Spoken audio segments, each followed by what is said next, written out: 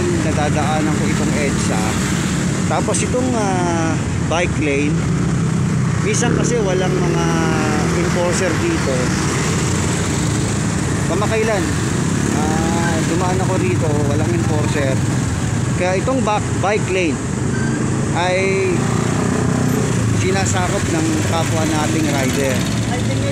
And bike lane, kasi dapat yung bike lane para sa mga siklista. So ngayon may mga enforcer dito na nakaantabay. At ito nga, may isa tayong rider na nasita ng ating enforcer. At natikitan siya kasi nga nagawi siya rito sa bike lane. Ayan. So kung mapapansin mo, pagdating dito wala nang pumupuntang mga motorcycle rider kasi nga nakaantabay rito yung mga enforcer. Pero dun sa gawi-gawi na yon, malapit dun sa MRT station, mukhang may mga gumagawi pang mga motorcycle rider. Pero pag napapansinan nila tong mga enforcer dito, pumapasok na sila sa gawi ng EDSA.